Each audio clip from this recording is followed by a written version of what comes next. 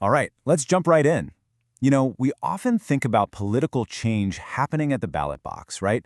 But what if the biggest shifts didn't come from an election, but from inside a party's meeting room?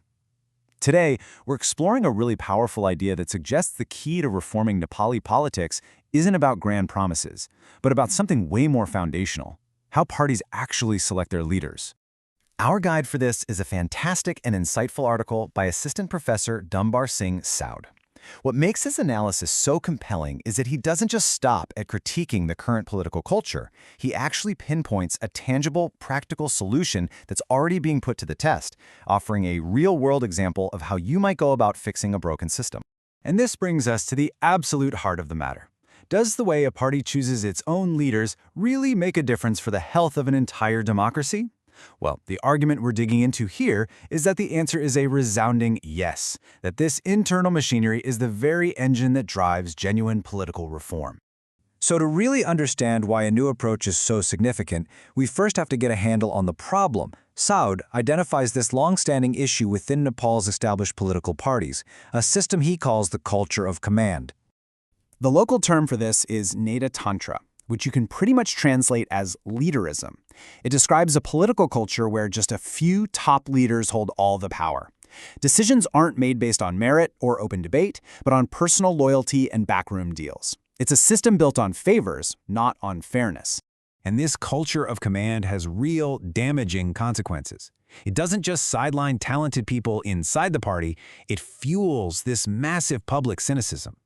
When people see things like the proportional representation system being misused just to reward loyalists, it erodes trust not just in the politicians, but in the entire democratic process itself. But here's where it gets really interesting. This analysis isn't just about the problem, it's about a potential solution.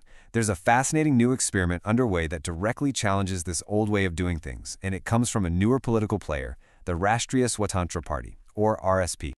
So instead of those closed-door meetings, the RSP implemented a process that was transparent from the get-go. They put out an open call for candidates, laid out clear and public criteria for who was eligible, and, here's the crucial part, they let the party members vote in internal elections. The final step of publicly announcing the results just completes that whole circle of transparency.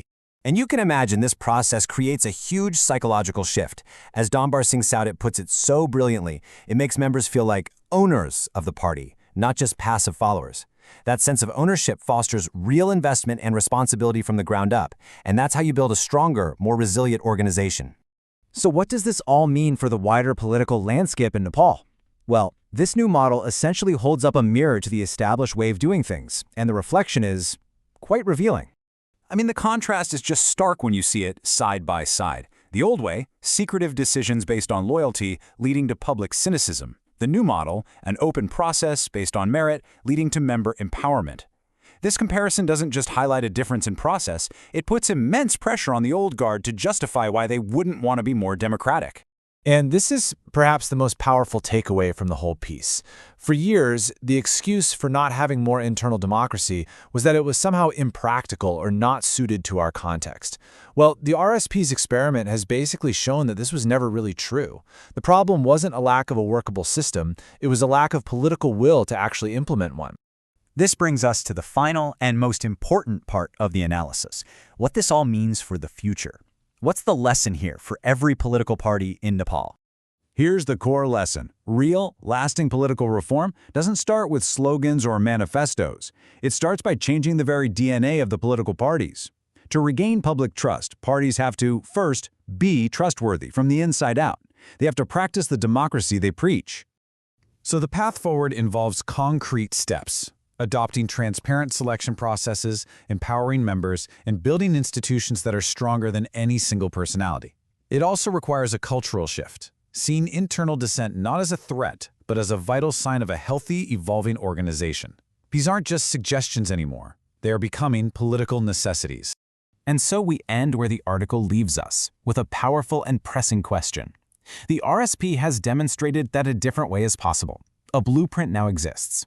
The question is no longer if change can happen, but whether the established political forces have the courage and foresight to learn from it and adapt.